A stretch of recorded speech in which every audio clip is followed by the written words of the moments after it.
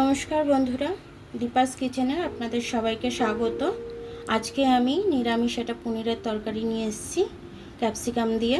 তার জন্য দেখুন আমি এখানে লঙ্কা নিয়ে নিয়েছি, আদা নিয়ে নিয়েছি, এখানে চালমগজ নিয়ে নিয়েছি, এখানে কাজু বাদাম নিয়ে নিয়েছি, এখানে ফোড়নের জন্য এলাচ নিয়ে নিয়েছি, একটা শুকনো লঙ্কা নিয়ে নিয়েছি, দুটো তেজপাতা নিয়ে নিয়েছি, আর একটু ফোড়নে দেবো আমি জিরে। আর এখানে আছে পনির 250 গ্রাম, আর এখানে আছে ক্যাপসিকাম 3টে মতো কেটে নিয়েছি। তাহলে চলুন আমরা গিয়ে দেখে নিই এটা কীভাবে বানাই। আমি ভাজার মধ্যে আমি একটু নুন দিয়ে দেবো তেলের মধ্যেই। এবার আমি পনিরগুলো প্রত্যেকটা দিয়ে দেবো। তরকারিটাকে আমি সাদাই রাখবো পনিরের, তার জন্য আমি হলুদটা দেব না।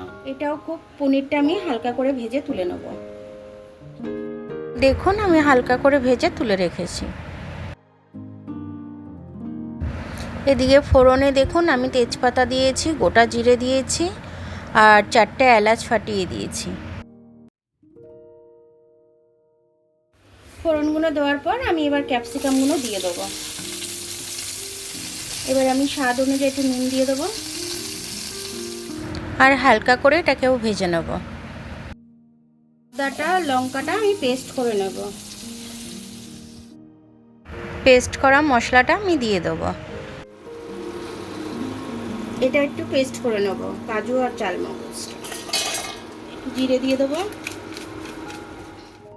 একটু ধনে গুঁড়ো দেবো, আর একটু কাশ্মীরি লাল লঙ্কার গুঁড়ো দেবো। এটাকে আমি ভালো করে একটু কষে নেব। তারপর চালমগজটা আর কাজু বাদামটা বেটে ওটা দিয়ে দেবো। 50 গ্রামের মতো একটু টক দই ফাটিয়ে আমি দিয়ে দেবো। যতক্ষণ না এটা তেল ছাড়ছে ততক্ষণ আমি এটাকে কষে নেব ভালো করে। দেখুন তেলটা আমার ছেড়ে দিয়েছে। এবার আমি পনিরগুলো দিয়ে আমি একটু জল দিয়ে দেবো। বেশি জল দেব না, জাস্ট গ্রেভি গ্রেভি করার মতো অল্প জল দেব।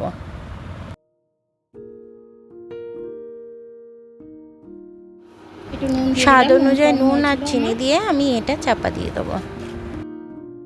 নিরামিষ রান্না তো, এই কারণে একটু চিনি দিতে হয়। হাই ফ্লেমে আমি 5 মিনিট ফোটাবো এটা।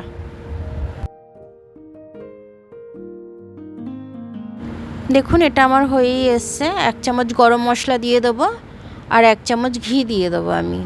দিয়ে ভালো করে নেড়ে আমি তারপর এটাকে নামিয়ে নেব।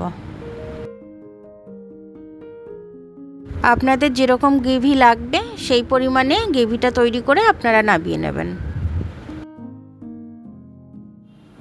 দেখুন তাহলে আমার পনিরের তরকারিটা হয়ে গেল নিরামিষ। খুব সুন্দর করে হয়েছে, টেস্টটাও খুব সুন্দর হয়েছে। তবে রুটি, নান এগুলো দিয়েই খেতে ভীষণ ভালো লাগবে। লুচি, ফ্রাইড রাইস এসব দিয়ে খেতে খুব ভালো লাগবে এটা। আপনারা করে খেয়ে আমাকে জানাবেন যে কেমন লাগলো। আমার ভিডিওটা দেখার জন্য অনেক অনেক ধন্যবাদ। আমার ভিডিওটা যদি আপনাদের পছন্দ হয় তাহলে লাইক, সাবস্ক্রাইব, বেল আইকনটা একটু টিপে দেবেন। আর যদি ফেসবুক থেকে দেখেন তাহলে লাইক আর ফলোটা একটু করে দেবেন। আর যদি পছন্দ হয়ে থাকে তাহলে ভিডিওটা একটু শেয়ার করে দেবেন। আবার কাল দেখা হবে নতুন রেসিপির সাথে। ততক্ষণ আপনারা ভালো থাকবেন, আমি আসছি।